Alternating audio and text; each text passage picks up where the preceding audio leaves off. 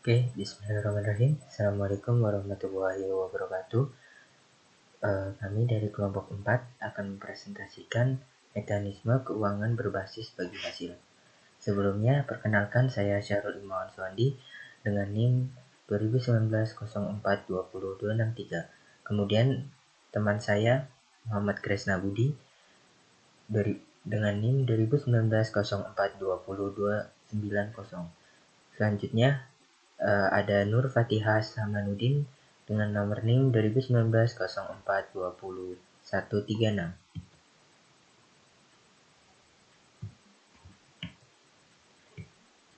Oke, ke pembahasan pertama yaitu mudharabah. Ketentuan hukum, tidak ada ganti rugi kecuali kelalaian pengelola. Yang kedua, boleh dibatasi pada periode tertentu. Yang ketiga, kontak tidak boleh mu'allaq atau ketentuan atau ketetapan Allah yang dapat dirubah dengan ikhtiar atau berusaha. Kemudian yang keempat, ada perselisihan diselenggarakan oleh Badan Arbitrasi Syariah. Kemudian lanjut ke aspek teknis muqayyadah. Tujuan sebagai agen penyaluran dana investor yang memberi batasan tempat acara dan objek investasi. Kemudian fee sesuai kesepakatan dan tidak menanggung risiko. Kemudian pengawasan boleh. Selanjutnya pengembalian modal 1 tahun, akhir periode akad atau angsuran sesuai kas masuk. Yang terakhir jaminan diperbolehkan. Selanjutnya dokumentasi mudharabah. Yang pertama, surat persetujuan prinsip atau offering letter. Yang kedua, akad mudharabah. Yang ketiga, perjanjian pengikat jaminan. Yang keempat, surat permohonan realisasi penyaluran dana. Yang kelima, tanda terima uang atau barang oleh nasabah. Yang keenam, proyeksi pendapatan usaha nasabah. Oke, selanjutnya adalah aspek teknis mutlaqah. Tujuan sebagai sahibul mal, modal tunai atau barang. Pengawasan tidak berhak membatasi tindakan pengelola dana. Yang selanjutnya, pengembalian modal 1 tahun, akhir periode akad atau angsuran sesuai kas masuk. Dan yang terakhir, jaminan diperbolehkan. Penerapan mudharabah di bank syariah. Mudharabah ini ada 2, muqayyadah sama mutlaqah. Di muqayyadah dibagi lagi, itu ada on balance sheet atau aliran dana dicatat di neraca bank, dan off balance sheet. Untuk selanjutnya, pengakuan pendapatan mudharabah. Yang pertama, metode bagi hasil atau bagi pendapatan dalam bentuk nisbah. Yang kedua, nisbah berjenjang. Besarnya bisa berbeda sesuai kesepakatan di awal. Yang ketiga, pengakuan dan pembagian keuntungan didasarkan laporan usaha mudharabah dan mudharib membayarkan bagian keuntungan hak bank secara berkala. Yang keempat, bank tidak boleh mengakui pendapatan berdasarkan proyeksi atau proyeksi yang dibuat. Dan yang kelima, ada asuransi jadi beban nasabah. Dan untuk presentasi selanjutnya akan dilanjutkan oleh teman saya yaitu Muhammad Kresna Budi.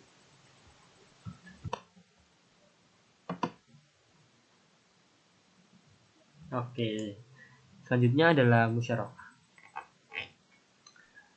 Ada beberapa aspek medis dalam musyarakah. Tujuan untuk memfasilitasi pemenuhan sebagian permodalan nasabah untuk melakukan usaha yang disepakati. Kerugian ditanggung secara proporsional sesuai modal disetor. Pengawasan bersifat boleh. Pengembalian modal 1 tahun yaitu di akhir periode akad atau angsuran sesuai kas masuk. Biaya asuransi, peringatan notaris dan administrasi ditanggung oleh nasabah. Nah, berikut adalah contoh surat perjanjian kerjasama pembiayaan musyarakah. Untuk lebih lengkapnya atau teman-teman jika ingin mencari lagi bisa dilihat di Google atau di searching engine lain. Nah, kita masuk ke mekanisme bagi hasil berbasis. Ada dua, yang pertama berbasis profit sharing dan yang kedua adalah revenue sharing. Jenis bagi hasil yang pertama yaitu profit sharing. Dasar perhitungan profit sharing itu dihitung melalui total pendapatan dikurangi biaya yang dikeluarkan dengan nisbah bagi hasil. Bagi hasil yang diterima Sohibul Mal dan Mudharib itu cenderung kecil.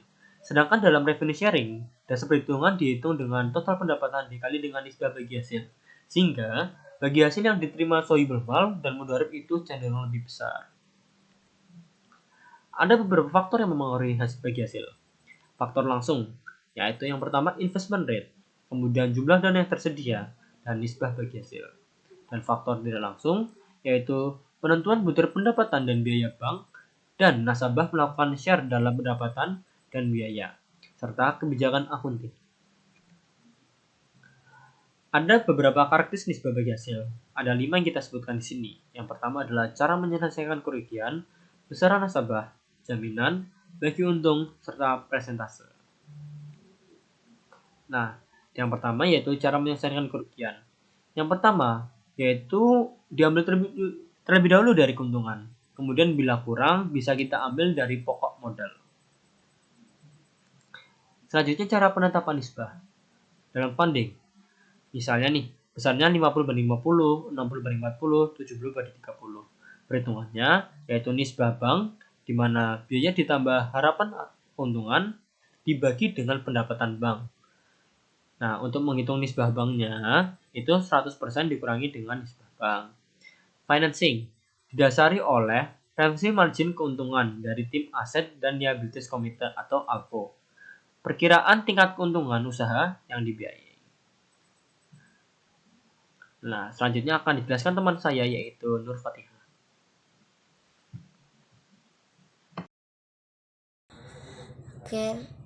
Kriteria financing. DCMR Direct Competitor Marketing Rate, tingkat margin keuntungan rata-rata beberapa bank syariah. ICMR Indirect Competitor Market, rata-rata tingkat suku bunga rata-rata perbankan konvensional. ECRI Expected Competitive Rate for Investor, target bagi hasil kompetitif. Perkiraan penjualan, overhead cost, acquiring cost, lama cash to cash lane, perkiraan biaya langsung dan tidak langsung.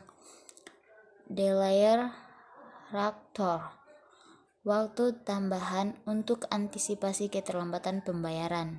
Next, DCMR, ICMR, ECRI. Kenapa memperhatikan faktor di atas? Karena memiliki daya saing, meningkatkan eksistensinya di lembaga keuangan perbankan. Next, metode penentuan nisbah bagi hasil pembiayaan sebagai berikut. Pertama, keuntungan. Kedua, pendapatan. Ketiga, penjualan. Keempat, tawar-menawar.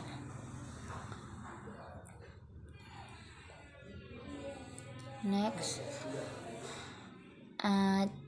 gambar di bawah ini adalah gambar grafik permintaan dan penawaran nisbah bagi hasil.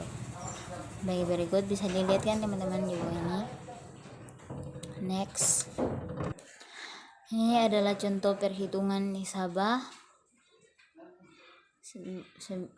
seperti yang ada tertera di samping itu. Next.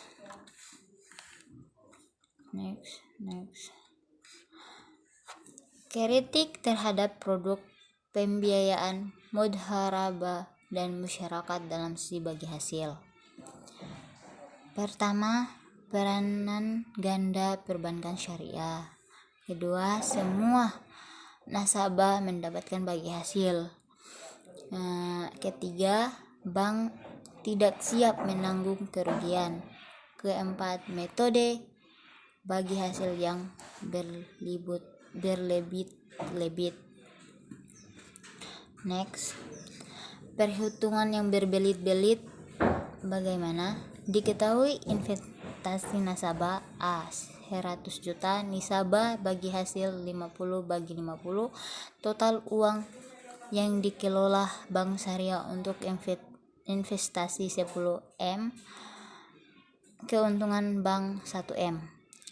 Ditanya berapa bagi hasil yang diterima nasabah A. Jawabannya seperti yang ada di seperti yang ada di sebelah. Itu perhitungan bagi hasil Ustadz Muhammad Arif Badri. Bagi hasil sama dengan keuntungan Persi kali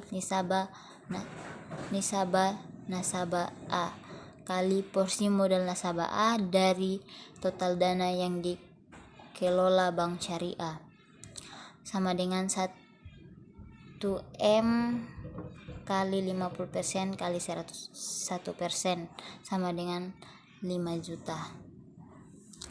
Perhitungan yang dilakukan oleh bank syariah bagi hasil sama dengan dana nasabah kali pendapatan investasi setiap 1000 kali nasabah sama dengan 100.000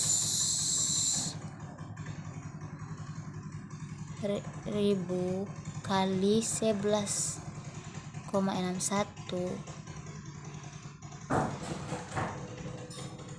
per 1000 kali 50% sama dengan 500.